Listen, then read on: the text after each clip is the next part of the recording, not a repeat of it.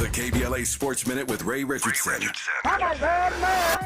With the Rams already qualifying for the NFC playoffs, Chargers fans are wondering what their team needs to do to make it to the postseason. The 10-4 Chargers have 3 ways to clinch a playoff spot Sunday in the AFC. They can clinch one of the 3 wildcard slots where they win Sunday at Dallas, and if Houston or Indianapolis lose on Sunday. Houston is at home against the Las Vegas Raiders. Indianapolis is at home against San Francisco. The Chargers should put their hopes on the 49ers. There is no way Houston is losing at home to the Raiders. The Chargers' final 2 regular season games are against Houston and Denver. The UCLA women's basketball team, ranked 4th in the country, had a practice game Tuesday night at Pauley Pavilion. They beat Cal Poly 115-28. Point guard Kiki Rice almost outscored the entire Cal Poly team by herself. She led the 10-1 Bruins with 23 points. No debates, no speculation, just the info you need. That's your KBLA Sports Minute. I'm Ray Richardson on KBLA Talk 1580. Happy holidays!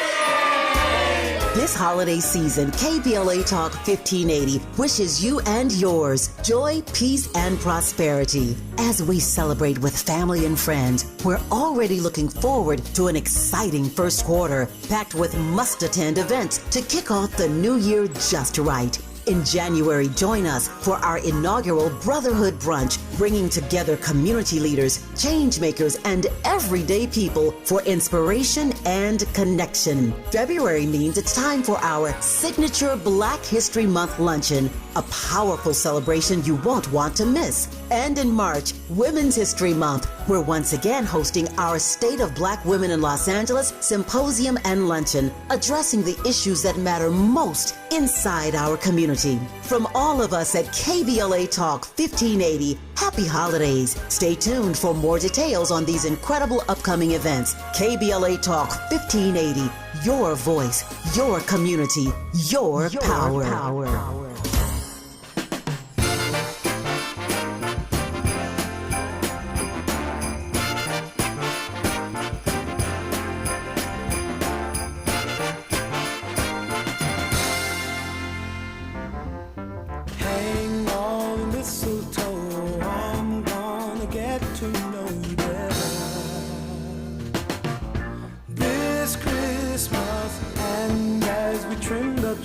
How much fun it's gonna be together.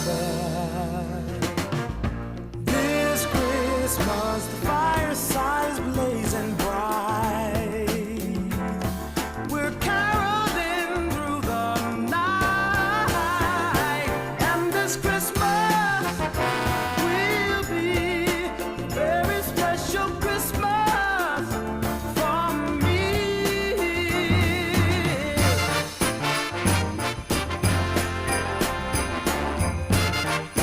Are you in the mood yet? Haha, I am. I love me some Christmas. Alrighty, look, I'm excited to talk a little bit about Christmas and a little bit about some other things, some tech things we need to be up on. And I'm happy to have joining me in the studio a woman who has spent her career working to uplift and support communities, education and policy, collaborations, and the like. She is the executive director of the LA STEM Collective. You're going to find out what that is and why you care. She is amplifying STEM education for young people across greater Los Angeles, partnerships and collaborations. And we're happy to welcome in Jamecca Marshall. Good morning. Good morning. Thank you for having me. Yeah, thanks for coming. First off, I got kind of the Christmas spirit going, is that you guys actually do one of the things that the LA STEM Collective does is you have a gift guide.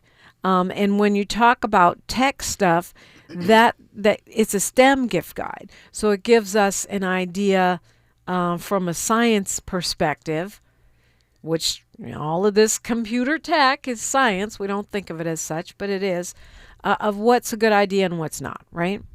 Yeah, absolutely. So LA STEM Collective is a membership organization of about 143 members of, all kind of walks of life, all folks who are really concerned about bringing science, technology, engineering, and mathematical education to youth, adults, really making sure that students are prepared for college and careers, but also adults and community members all across Los Angeles have access to innovative learning, science, and just things that meet their interests and like spark their curiosity. So we have members who are, the museums, libraries, your favorite aquariums, all are a part of our network. But we also have, really small nonprofit groups who work with your students in class and at school and at LAUSD and other districts, every day. And we may not know their name, but they are working to educate our students and really give them access to high quality science, tech, engineering, and mathematical education. And one of the things that we do as a collective, we started this last year, so this is the second annual, is we release a gift guide. And I love the idea because I have a child, and one of the things that always comes up around Christmas is they have their list of a bunch of stuff that they want, right, things they're going to play with for 12 minutes and then be done with it, or like really, really expensive technology that costs more than your phone, my phone, right? Right, yeah. And trying to make sense out of all of that. You also want to give them educational toys. Yeah, and that's good. Kind of, because some of those educational toys are terrible. They're boring. They're boring, yeah. Right. They're really boring. So you guys try to find the sweet spot, like a canister rocket kit sounds pretty fun. Yes. Where you can create a chemical reaction in your backyard.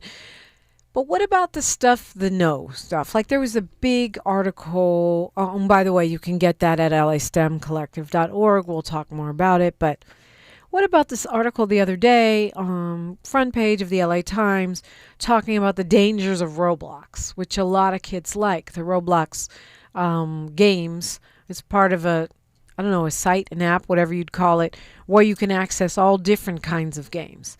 And where there are interactive games, and they were talking about the dangers, of course, of connecting with people you don't know, being exposed to stuff that's not age appropriate for you. As a mom myself, I did experience that with my own child. And I think most of us have no clue. Yeah, absolutely. So part of what I wanted to do with the gift guide this year is to look for gift ideas that, because you're right, they are boring. And then my kind of pet peeve with them is that they are like really complicated, and so you have to do them with your kid, and so you get that, volcano kit or something, and it's like 13 steps and all of this stuff, and you have to help. Yeah, so right. It has They're to like be fun. IKEA instructions. No one can do it. No except one the can professional. do it, and right. It doesn't turn out right, and so you end up turning your kid off of science. And I've actually had that mistake happen to me at some point, and I had to like roll back and try to bring him back. But he's like, I don't want to do this. Science is boring. Like, doesn't go right. Nothing. The experiment never works. So I bring that up to say is that with Roblox, with any kind of toy, especially for children under 13, and I get pushback from parents on this, but I strongly believe this. You really need to be thinking about toys or gifts or interactive toys that you can play with your child. And that includes video games. I know a lot of us, our kids want video games, and they ask for video games, and you look at what they're asking for, and you're like, never in my life will I ever be interested in doing this. But for me, if it's something that you wouldn't want to do with them, then that's a signal to you that, maybe they shouldn't have it, or maybe they shouldn't do it either, especially if they're under 13. Okay, girl, I can see why parents push back. Let me tell you something. I tried that. Yeah. I was playing Minecraft with my kid. I'm terrible at it. Yes. So he banned me. You suck, Mom. I don't want to play with you. You're not good at this. Yeah. Not all of us are going to be good at, any of this stuff. My son started playing Minecraft during COVID, and so he was 5 years old. That's when all of the screen time rules went out of the window, and I was like, fine, take it, go for it. And since he was 5 years old, he's now 11, and it took between 5 and like 8 or 9 of me constantly going back to that game before I finally understood kind of what he got out of it. I also decided like I'm going to let him lead, and I told him, like when we first start playing, there's survival mode and there's creative mode. We're not gonna go into survival. We're just gonna go creative. Like, let's play. Let's show me how to work it. Show me how to do it and build it. Yeah. And once I got into that, right, you have to don't come in saying, okay, I'm going to play with you for 12 minutes and then that's in this. Like, you really have to follow their lead. And I really encourage parents to do this with Roblox. Minecraft is like it's an acquired taste, and it took me a while to acquire it. And it's not that easy. I mean, it's not, for me, it wasn't acquired taste. I don't care. I know all the Pokemon. Like, you know, I can tell you what Pokemon has what transforms into what Pokemon and all that. I don't mind. I'll go get in it just because I want to know what they're interested in. But I really, he's right. I suck at it. Like, my reflexes just aren't that good for video games. And you can suck at it. And, you know, some things that I and other parents do is that, you know, we'll watch gameplays on YouTube together of the game. Yeah, that we do. Yeah, or how-tos or to learn. Like, you never have to play to really get into it with your child and really say, hey, you care about this, so I care about this. And I know you do it because how you're talking about the Pokemon and all that. Like, so you're doing it, right? Like, it's not a hard and fast rule. And not anymore because he's in college. He's right. He's probably still doing Pokemon, but not with me. But you did do it, though, yeah. right? Oh, yeah. And it's like, it's not a hard and fast rule, but the point is that you are engaging in it. And I really encourage that with Roblox, because Roblox, and I don't know if you know all your listeners or you know this, there's not one game, right? It's essentially a server that has many games, right. and folks go in, and I mean Minecraft and others do, but Roblox is really built for this, right? And so many coders go in and create games and post them, and then the most popular games rise to the top. And in a scenario like that, even though this is a game kind of built for children, really marketed and aimed at children, many of those games are not fit for children, not really fit for adults, right? And so if you're not engaged with your child, like if they're asking for Robux and you're not really understanding what the dollar is going, a skin. Okay, a skin for what game? How are you going to use it? Show me. Like, this is the level that you need to be. A skin, that's something that they many times will want to purchase in the app. We need money for school clothes, but they want Roblox for clothes in the game, for right? Virtual clothes. For virtual clothes. But yeah, right. but yeah. So you're saying don't just go, okay, you can have a skin. What game are you playing? What is that skin? What are you doing with it? Natural curiosity in something your child is interested in. That is the best, really, protection. And you're asking them questions and you want to know more about it. And ultimately, that creates the safe space for the conversation. Because I know, you know, there's a lot of talk about having security measures and adding, you know, all of these different things. I know folks that work in IT, you know, that work in cybersecurity, and their kids can get around their security parent protocols. Okay. So that is not enough. It's really that's about, hilarious, but that's what I thought. No, it's true, because, and I mean, if you had a mind to do it, you could get around security. Yeah, well, also they're digital too. Natives. They've never known anything else, so that's their world. Exactly, and we can't expect parents to, just like we're saying, go in and talk to them and learn a little about what they're interested in, but we can't expect you and I to be as expert on Minecraft or as they are when they play it so much and they know about it. So you're never going to stay ahead of them in terms of their knowledge of, you know, their app or the thing that they're into. It has to be a conversation, and you really have to be that safe space for your child to say, like, yeah, I have this, I'm buying you Roblox. I support your mission to accomplish whatever you're doing, and creating that dialogue in that safe space then opens up the channels to say, you know, hey, I was playing this game, but, you know, this person, you know, always chats with me or is always doing this, and then you can help them troubleshoot.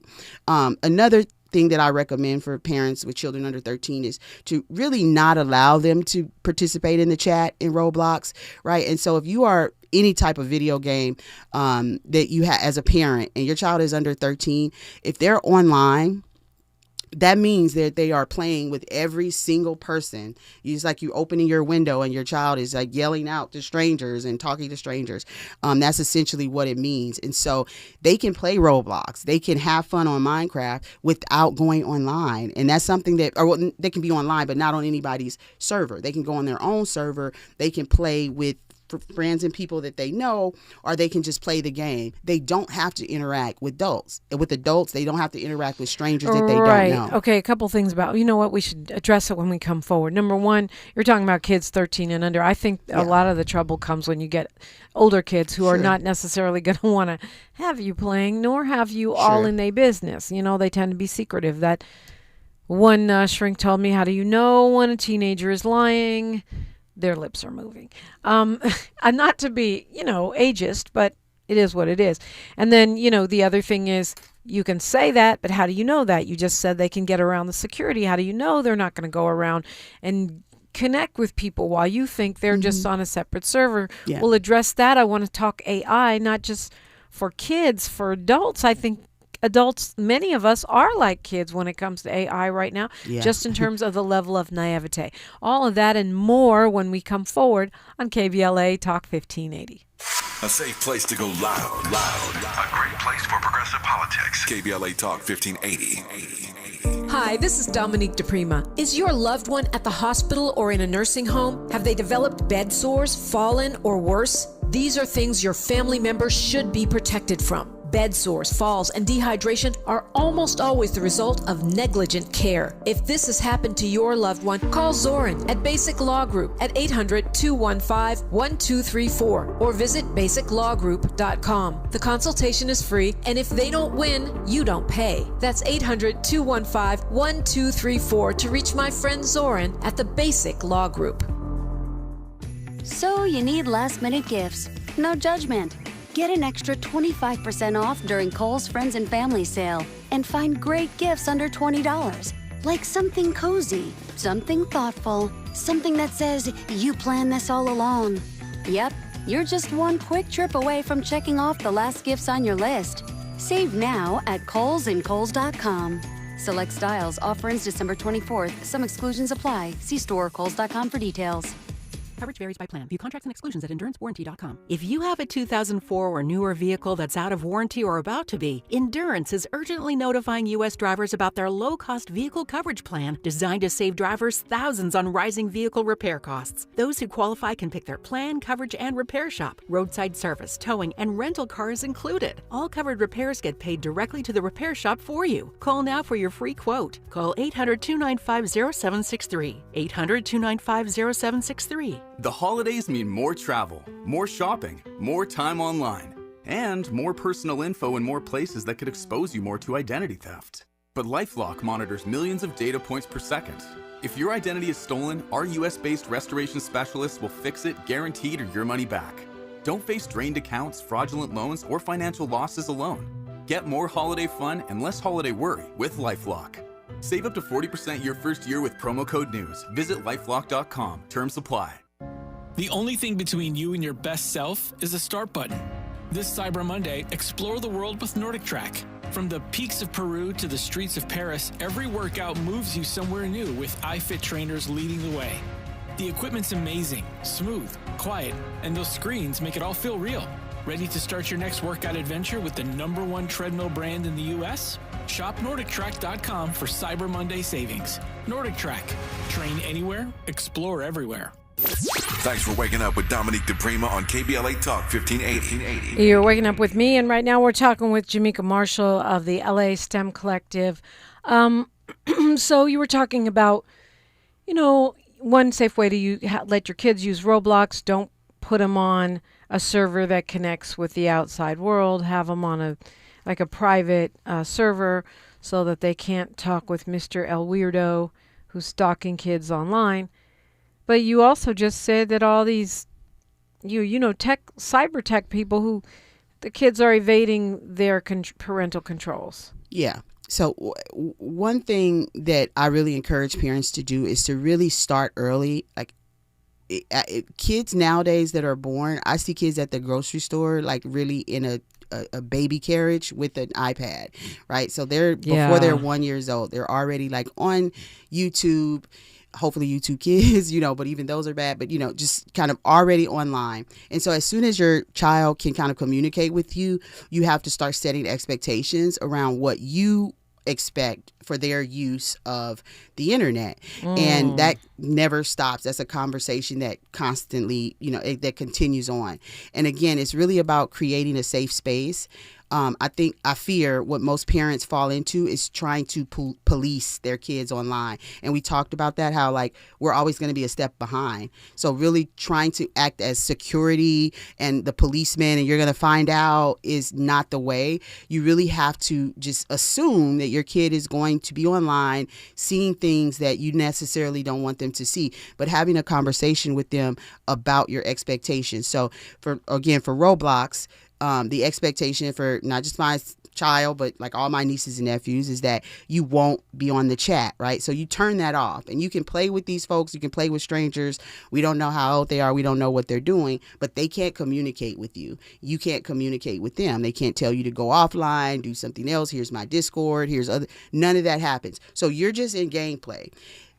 Yes, parents still need to be mindful because there are some like really sketchy gameplays out there too, right? Where like folks are like, I don't know if folks have heard about the Roblox where, you're in a bathroom and they're doing like bathroom humor stuff.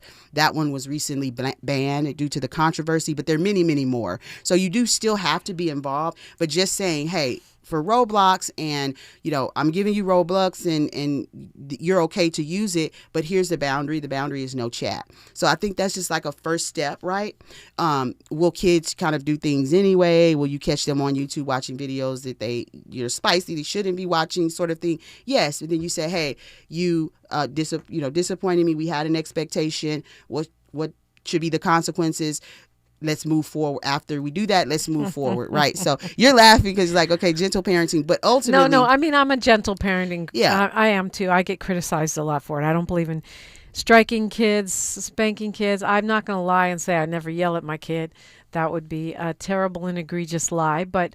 What you want to do is give them the skills to deal with this on their own because you can't protect them forever. The reason that I'm chuckling is because you have a little kid. Wait till they get a little bigger. When you get teenagers, they are tricky. Yes. And they will tell you what you want to hear and do something else. Absolutely. And I was telling you, I have 17 nieces and nephews. Right. And so I definitely expect it to be, I'm not going to get the full details of everything. Yeah. And I'm of the mindset that I don't want to know everything. Like if you can handle it, you can handle it. But creating a safe space where for things they can't handle and it is getting kind of beyond them, then they can trust me. They can trust Auntie Mika to come and say, hey, I've been talking to this person on Discord. They want to meet, what should I do, sort of thing. And then I can, kind of walk them back and say, this is inappropriate. Hey, let's talk to mom and dad about this, et cetera, et cetera. So just having that safe space prevents a lot of stuff. It won't prevent it from happening, but it can help you deal with it better. Okay, I'll take that. I think paying attention is the first step, right? Yeah. Even if you don't know anything about online stuff, your kid. Exactly. We should know when they are acting different. Exactly. And acting, hey, some folks have screen time limits, some folks don't. But even without screen time limits, geez, he's been on that computer for a while, he's kind of missing dinner or missing other things and late to other things because he's really, you can tell when there's a difference in behavior. So really just be mindful. Always thinking about technology and not just Roblox and video games that we kind of assume are locked in online and we understand that, but other toys that we may not be suspicious of because we don't really understand that these toys are, using AI empowered tools. They're also connected to the internet, these smart toys. And so making sure that when those kids have access to those, we are, really locked in and paying attention and aware to be looking for those behavioral changes. Okay, so before I forget, that's true of a lot of adult toys too. Yes. Like grown folks, grown folks don't even understand the way that AI is collecting data on us all the time, even through apps and toys and special deals, supposed deals that we get, right? Yes, absolutely. So I don't know if your listeners have heard, but about 5 days ago, the president released an executive order asking for basically saying, states are doing a kind of hodgepodge, mishmash of AI regulations. And so really just really trying to supersede the state's legislation to say, there needs to be a federal law. And so, the states are saying, well, hey, until that happens, let us make our legislation and let us make our laws. But I think the administration would rather that not happen. And so a lot of those regulatory actions by the state focus on pieces like that right now. So what type of data is being collected in these AI empowered tools? Yeah, but I mean, what you just said about the president was, was very diplomatic. It's basically he's taking away the state's power to regulate our own AI.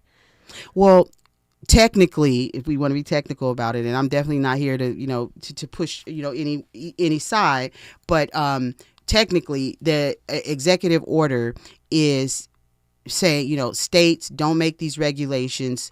Congress will make these regulations. If you do, then your funding around, broadband access and equity will be in jeopardy. And California gets about $1.8 billion in broadband funding. Right, and of course we pay out more than we get. So sure. So that is something that is definitely going to get the attention of the California Department of Utilities. It's a sneaky way, and this is me speaking, not your nonprofit. Yes. But this is a sneaky way for the administration to, get around states' rights. Say, we're going to withhold money if you do this, because the state should have a right to their own regulation of the technology. But if you do, it's going to cost you billions. This is the bear of our federal system, right? And so it's the push and pull, and the feds have their tools to kind of operate and push the states, and the states have their tools. No, I mean, understood. Again, these aren't coming from you. These are coming from me. But here's the thing. This man is getting a ton of money. Money for his slush fund, ballroom. Money for his slush fund, library. Money for his kids to invest here, there, and everywhere. And a lot of it is coming from big tech, right? And AI. So if AI is part of big tech. So if he says, okay, you can't put any regulations, we're going to do it on the federal level. We'll be waiting around like we're waiting around for the new alternative to Obamacare. And the tech goes unregulated. And who's happy about that?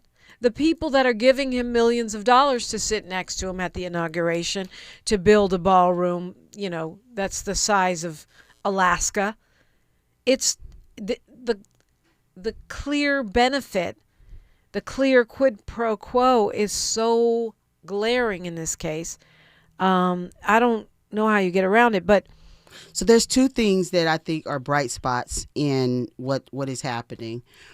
One, I think California is still doing a lot of great work in terms of helping us bring on this new technology, this really exciting technology that is AI, that really has this transformative power. Ultimately, it could really do great for things for our culture, humanity, etc. Really trying to harness that power in a safe way. And two regulations that are going to take effect soon are around, you probably have heard, the one where the California has been a leader in trying to prevent companies from using AI to artificially increase prices. And so some of that was being done with housing rentals. And there was some recent a court case that kind of settled that exposed some landlords, major landlords, who were essentially price fixing and using AI to price fix.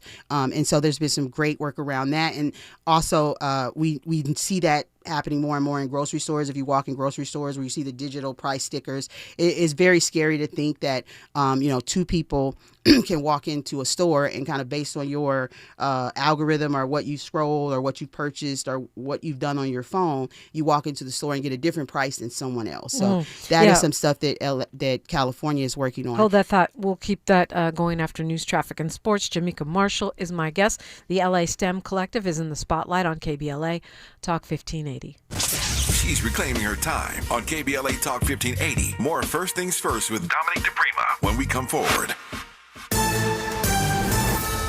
I'm Misty Jordan with BIN News Now. President Trump says he's worried about a shift towards anti-Semitism in the United States Congress. The president made the remarks Tuesday at a White House Hanukkah celebration. The strongest lobby in Washington was the Jewish lobby. It was Israel. That's no longer true. You have to be very careful You have a Congress in particular which is becoming anti-Semitic. Trump said he will always be a friend to the Jewish people. iHeartMedia and Netflix are joining forces for an exclusive video podcast partnership. The streaming giant will become the exclusive video home for more than 15 of the top original iHeart podcasts. And Young Thug proposed to Mariah the Scientist during a concert in Atlanta. The couple have been dating for about 4 years. Get BIN News now on demand 24/7 on the iHeartRadio app. Get your vehicle ready for all that extra holiday driving at your local Big O Tires. For a limited time, save $100 instantly on select sets of tires with paid installation. For your nearest store, visit BigOTires.com. This is the KBLA Sports Minute with Ray Richardson. With the Rams already qualifying for the NFC playoffs, Chargers fans are wondering what their team needs to do to make it to the postseason. The 10-4 Chargers have 3 ways to clinch a playoff spot Sunday in the AFC. They can clinch one of the 3 wildcard slots where they win Sunday at Dallas, and if Houston or Indianapolis lose on Sunday. Houston is at home against the Las Vegas Raiders. Indianapolis is at home against San Francisco. The Chargers should put their hopes on the 49ers. There is no way Houston is losing at home to the Raiders. The Chargers' final 2 regular season games are against Houston and Denver. The UCLA women's basketball team, ranked 4th in the country, had a practice game Tuesday night at Pauley Pavilion. They beat Cal Poly 115-28. Point guard Kiki Rice almost outscored the entire Cal Poly team by herself. She led the 10-1 Bruins with 23 points. No debates, no speculation, just the info you need. That's your KBLA Sports Minute. I'm Ray Richardson on KBLA Talk 1580. I got the champagne. Everybody get a glass. KBLA Talk 1580 congratulates our own Keith Underwood, host of the weekend entertainment show Black in the Green Room, on his recent honor at the annual National Arts and Entertainment Journalism Awards. Keith received a first place award presented by the Los Angeles Press Club for his entertainment reporting, and we couldn't be prouder. Congratulations, Keith, from all of us at KBLA Talk 1580. When you turn to the Employment Development Department, we'll help you get there. Whether it's support for you and your family while you find a new job, or the resources to focus on your recovery after illness or injury, we can help you move forward. From support while you bond with your newborn, to helping serve your family while your partner serves our country. Your EDD. We'll help you get there. For more information, visit edd.ca.gov. 1 year ago, flames tore through Altadena and Eaton Canyon, changing lives forever. From the ashes, can a beloved community rise stronger? Hi, I'm Dominique DePrima, host of First Things First, weekday mornings, 6 a.m. to 9 a.m., here on KBLA Talk 1580. And I'm inviting you to join us on Wednesday, January 7th, as we broadcast live from Perry's Joint on the 1-year anniversary of this horrific and devastating fire. We're remembering those we lost, celebrating the heroes and sheroes who answered the call, and honoring the resilience of neighbors who are determined to rebuild together. I've been a strong black woman a long time, and I can't just break down now. Hear the stories of survival, the voices of recovery, the spirit of community that the fire couldn't destroy, and yes, the angst of those who still do not know where they go from here. Yeah, where am I go? At KBLA Talk 1580, we don't just cover the story, we're part of this community, and we've done our level best to hold those responsible for this fire accountable. And 1 year later, we're still standing together. It is my hopes that black people will rebuild those homes. So join us live at Perry's Joint, 2051 Lincoln Avenue in Pasadena, 6 a.m. to 9 a.m. on Wednesday, January 7th, as we commemorate the 1-year anniversary of the Altadena Eaton Canyon fire. Because some stories demand to be remembered. This too shall pass.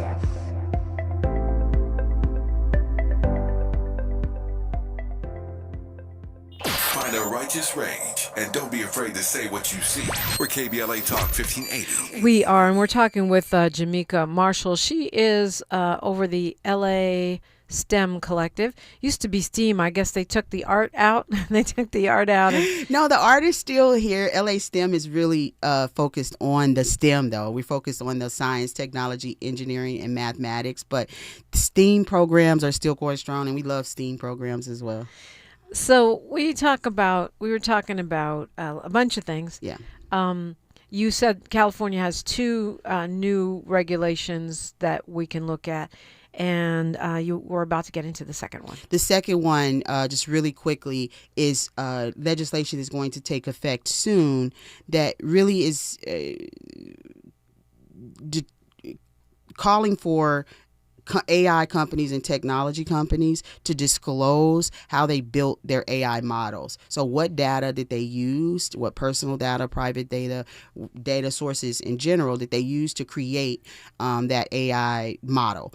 And that is really, really important because I think, one, it demystifies AI. You were talking about how like not just kids and children, but adults, are getting caught up in this AI stuff and not really understanding how it's impacting them or how dangerous it can be. Are people too afraid of AI? Like, a lot of people are, oh, it's going to take my job. It's going to take my likeness, my voice, my face. Are we overly cautious about it? I think there's an argument that can be made that we're a little like there's a lot of paranoia that shouldn't exist right now about, folks thinking it's going to turn into like, Terminator 2 and all that kind of stuff. So I do think that can be, but I don't think folks are too frightened. And it's because of what we were talking about earlier, Dominique. It's the fact that there is not enough regulation. So there is a massive amount of growth and development in this sector, but they're not, a lot of regulation in terms of the limiting what AI can do or should do, and we're not having that conversation like where should AI be and where shouldn't it be. And the other piece is, again, this is a lot of the work that I do, having diversity of thought in STEM and technology, right? And so when you have one kind of monolithic sort of thinking in the the development, the design, the implementation, the marketing, the rollout of these tools, then we know from experience with technology, it often ends up having dire consequences for people of color and for marginalized groups because they weren't involved in the creation of the tool itself. So I think that there can be a case made that people can sometimes get a little crazy and paranoid, but I don't think the fact, the people have a healthy fear is a problem. And okay, well, Yogi Fish says, how do you feel about kids gaining advanced knowledge beyond your understanding? In terms of video games? I mean, I think it's tech. That's what I assume. I think that it's a natural. I don't worry about things like that because if there are areas where I feel like I'm weak or I can build up my competency, I go out and I get online and I find a tool and I train myself and I upskill myself. So I don't spend a lot of time worrying about that. But I think it is just a natural progression that the next generation is going to know more about tools that they were like born into. Yeah, they're digital natives. Jacqueline Anderson says, I made a game truck for my son and I can't play any of the video games. Was never a gamer. LOL. Games R Us game truck. That's so funny. And that's fine. Like I do things that my son doesn't like. I'm a craftsy person. My kid doesn't like crafting, but he still has a healthy interest. Like, what are you doing? What are you gonna make? I'm finished. Here's what I did. You can have a conversation and talk to your kid and be engaged without actually being a gamer or really caring about the game at all. Yeah. It's just partly tapping into our own natural nosiness. Yes. Okay, so you said that, before News, Traffic, and Sports, you said that AI could solve problems and change society for the better. Yes. I have relatives who are really good at technology that say AI is more hype than reality at this point.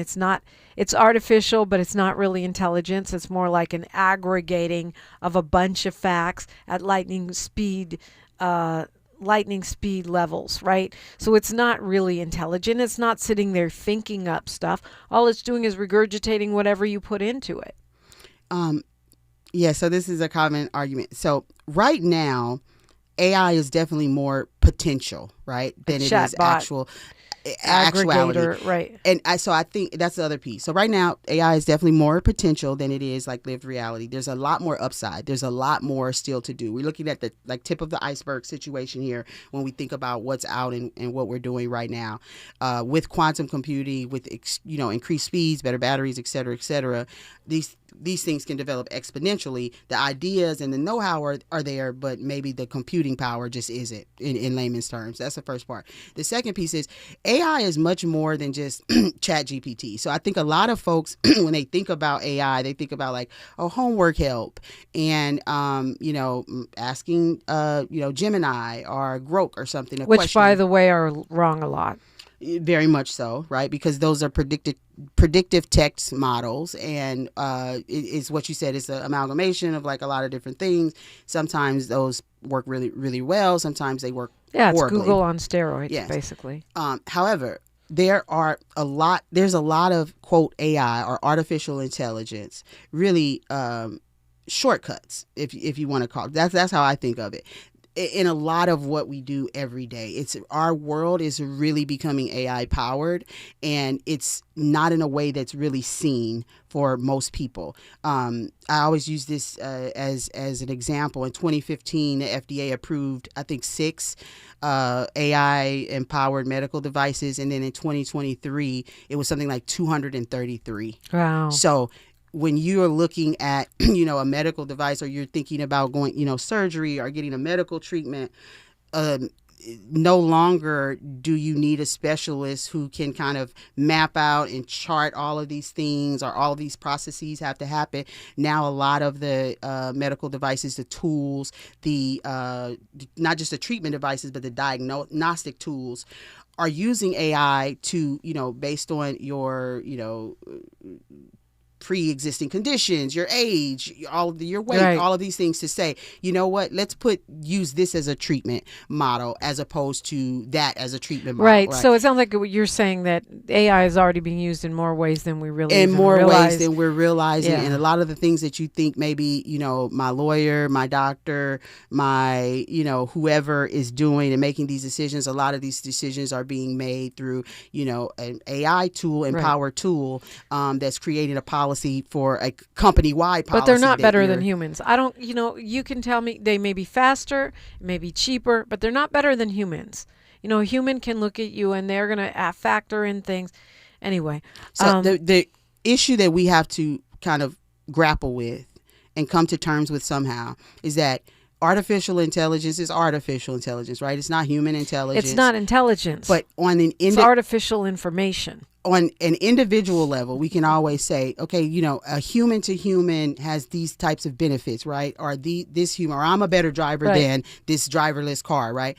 But when you scale it up, when you scale it up, and which is what these companies do, and which is how these decisions are being made, on scale, well, the driverless car is actually safer than, most humans, right? So individually, it may not be. Maybe. But on yes that and no. Up, like, safe from what? You know what I mean? That's a whole absolutely. long conversation. Yeah, and this is the conversation that we need to have, right? Because at the end of the day, like, we have to create the guardrails around that, because we're having that's what I'm saying. We're having two separate conversations. Right. That's human to human may be fine, but on a massive scale, these things help and do things it's better. going to happen because it's cheaper. So we might as well figure out how to live with it. So how do we live with it, and how do we make it work for us?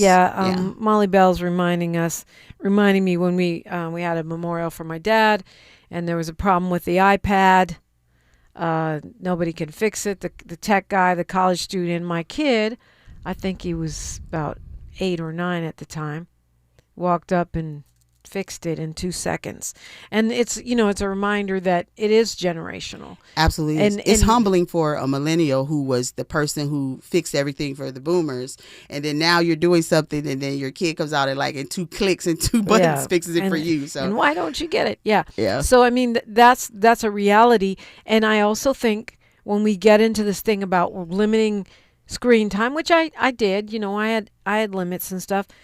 But again, kids get around stuff. Sure. The point is, though, I think there's a bit of hysteria of going too far. Like, oh, screen time. Oh, no, it's the end of the world. Yeah. But you want them on the computer all doggone day to do homework, but you're going to limit how much they get to play and have fun on it. I don't agree with that. I don't want to be the mama, your kid is the next Steve Jobs and he's sitting there going, my mom never let me play on the computer, but I made it anyway. Yeah, for sure. And I always look at what a lot of high-performing Asian countries are doing. If you look at the OECD, which is the a research study that ranks countries by their 3rd and 8th grade math, science, and English language skills, these countries continuously outperform the United States, and they use screens all the time, not just in schools, but at home as well. And so that, to me, is real evidence that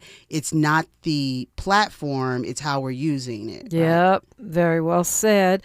Kwamel said he's had AI reply that it is Eurocentric generated in response to historical questions. That is hilarious. It can't help telling you the truth. It's just like that Elon Musk rock saying that he's in better shape than LeBron James.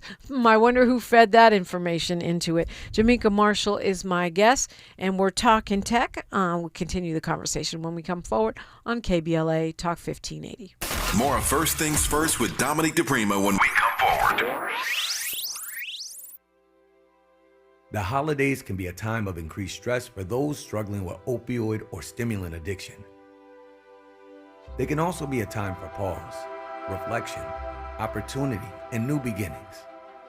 This holiday season, choose treatment and recovery, embrace the company of family and friends, and create special moments. Find a proven opioid or stimulant addiction treatment provider near you at choosechangeca.org.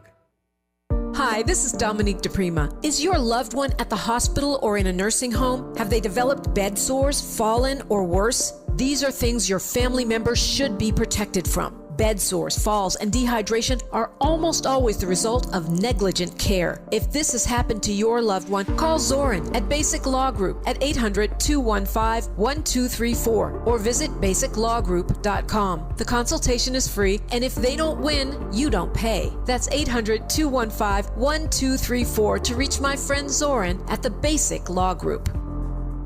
Cedars-Sinai is helping shape the future of Los Angeles, working alongside local communities and showing up with resources and healthcare programs that open doors for people across the city. Through career development programs like Next Gen Healthcare Pathways and partnerships with over 200 organizations like Black Men in White Coats, Cedars-Sinai is educating and empowering future healthcare leaders right here in LA. With access to education, mentorships, and hands-on experiences, we can build a healthier Los Angeles together. Cedars-Sinai, here for LA. Hey there, Los Angeles. This is James Lucky Jr., publisher and editor of Los Angeles News Observer. Are you hungry for news that matters to you in the African-American communities of Los Angeles? Well, buckle up, because we got the scoop you've been craving. Stay in the know and never miss a beat with our free weekly publications conveniently available near you. Or hop on the digital wave and become an exclusive subscriber at OGNSC.com. Don't forget to join the party on Instagram and Twitter at OGNSCINC for behind-the-scenes access and sizzling updates. No more FOMO. Let's stay informed, connected, and empowered together. Roger and Tracy saved over $18,400. Cynthia was recovering from a family tragedy and saved over $10,300. If you are drowning in debt, then call Debt Blue. Debt Blue is a professional debt negotiation firm with over 20 years of experience helping people pay back a fraction of what they owe. Learn how to cut your debt up to half or maybe more. Be debt-free in 24 to 48 months, even with bad credit. With an A+ rating from the BBB, you can rest easy knowing Debt Blue is going to deliver guaranteed debt reduction. Debt Blue offers a success guarantee. You pay nothing unless your debt is reduced or completely resolved. That's right. You save money or it's free. Call now for significant debt relief and a free consultation. 800-200-8879. That's 800-200-8879. You don't have to declare bankruptcy. This program works if you owe $10,000, $20,000, or even $100,000 in debt. Call for your free consultation today. 800-200-8879. That's 800-200-8879. The conversation continues right now with Dominique DePrima on First Things First. Couple things you should know before we jump back into the conversation with Jamecca Marshall. Today, Tavis Smiley is reprising his 2016 interview with Rob Reiner and his son Nick, who's now been formally charged with 2 counts of first-degree murder in the death of his parents. Tavis Smiley sat down with Rob and his son in 2016, and we will hear that interview after, during Tavis Smiley's show today, which of course occurs after we wrap my show every day. Also want to invite you, if you're interested in, you've been hearing us talking about going to Zambia and you're interested in coming with to Zambia and Botswana this summer with KBLA and African Focus Incorporated, you can call 310-676-7300, 310-676-7300. We are having a Zoom meeting on Saturday, this coming Saturday, to talk about it, to answer your questions and any details that you're interested in about that trip. I'll be traveling. This is our 8th time going, and it's a benefit for African Focus Incorporated. It's a vacation, it's service, and it's cultural learning all rolled into one. So just call 310-676-7300, and they will send you the Zoom link to join us in that information session. Talking now with Jamecca Marshall, LA STEM Collective. They have a list right there on the website of, on the positive side, things that you might want to go ahead and get. Science type in curiosity-inducing toys. That's lastemcollective.org. You can click right there. We're talking all of that stuff. We talked about their list. We're talking about AI and how it's being regulated or not regulated, what it is, what it isn't. I was telling you, I remember Elon Musk used to always be sounding the alarm. AI is going to take over the world. We need an AI council to reel it in. And he was very alarmist about the dangers, and then he suddenly went quiet. I don't know if it was around the time that Grok came out and he started peddling his own AI, but suddenly he doesn't seem to see any danger in it anymore. I don't know if the first thing was hype or the second thing was hype. Yeah, I'll say this as a kind of a neutral party and kind of, in all of this. I think my role at LA STEM is to really be a booster for, technology, innovation, innovative thinking. Okay. So that leads me to this, which is where I was going. We went to the downside. All these things about saving humanity and making our lives easier and all the upside of AI. Talk to me about that. So I'm really fascinated by bioengineering and a lot of the work that's happening in healthcare. So I tell folks, really that's a lot of the exciting stuff that's happening in tech, and science is really where these science meets engineering meets healthcare, where these kind of intersections are overlapping. There's like really exciting things happening that pose really exciting potential for health, safety, longevity in life, all the good things for humanity. And for me, my mission is to make sure that, Black, brown, students of color, women are at the table in these conversations. So as these, new bioengineering models that, show how, you can release a chemical, drug, and it can go in and find the cancer, in your body, and all of these incredibly innovative work that's happening, that we're at the table and we're making sure, hey, are you thinking about how this impacts African Americans? How are you thinking about how this impacts Indigenous people? Does this work the same in women's bodies as it does in male bodies?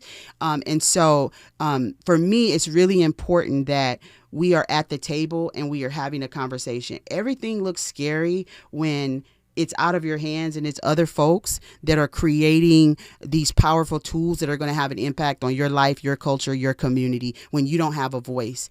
But it's something else entirely when those tools that are being implemented are using the historical knowledge, using your, ancestral knowledge, using all of the, the culture that you bring, the expertise that we bring to the table.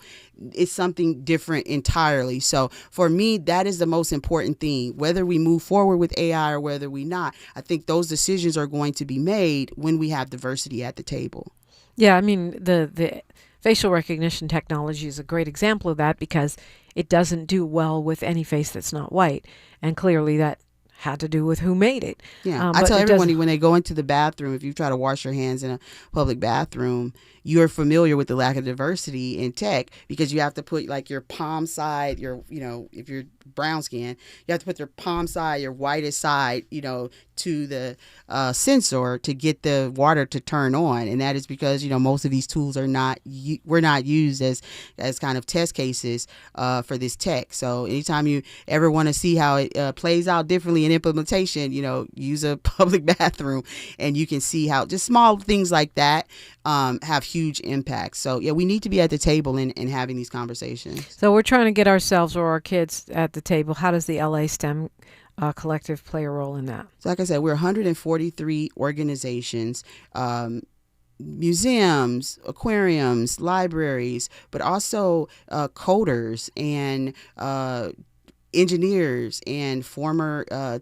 tech execs who've left their positions because they want to come and teach children and offer the students of Los Angeles the same opportunities that they had, or maybe they had to look up on and find, right? They want to increase access to these possibilities and access to these possibilities. They also understand that like I gave the example, buying that kit at home and trying it with your child, and then it goes horribly wrong, and then turning the kid off of engineering for years to come because your soapbox didn't move like it was supposed to. So they are very, very aware of that as well, and understanding you need talented, experienced, hands-on experts to come and interact with these kids so they can get the real taste of these hands-on innovations, science experiments, engineering tests, so they can really get what is that spark that they really need. And so we are in, schools, we're in after school programs, we're in parks. We have a lot of members that are doing a lot of work, but ultimately we want to increase access for all.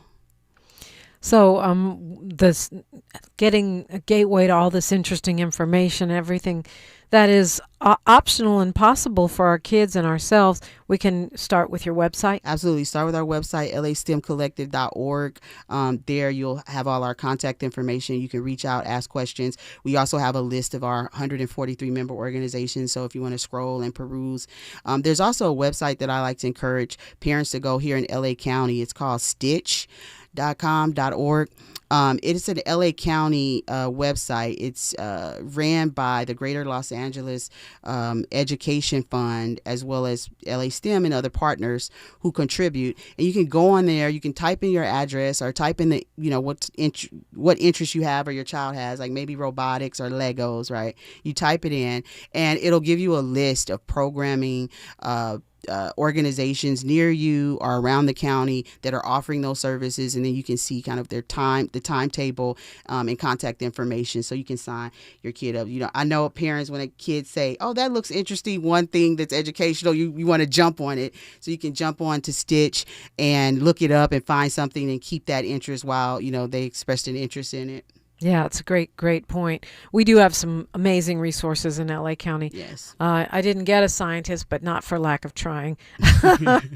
Jamecca Marshall, thank you so much for joining Thanks for having me this morning. It's great to have you in. As you know, Tavis Smiley has an amazing show on tap, including his 2016 interview with Rob Reiner and his son, Nick.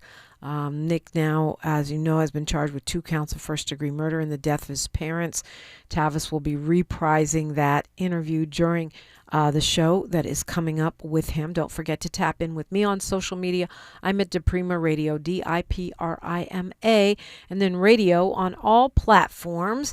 And you can find us at KBLA 1580. Like my mama, the late and great Diane Diprima, used to say, history is now. Like I always add on, we are making it together. Until tomorrow, one love. KBLA 1580 Santa Monica.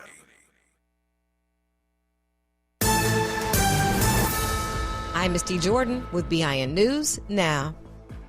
President Trump says he's worried about a shift towards anti-Semitism in the United States Congress. The president made the remarks Tuesday at a White House Hanukkah celebration. The strongest lobby in Washington was the Jewish lobby. It was Israel. That's no longer true. You have to be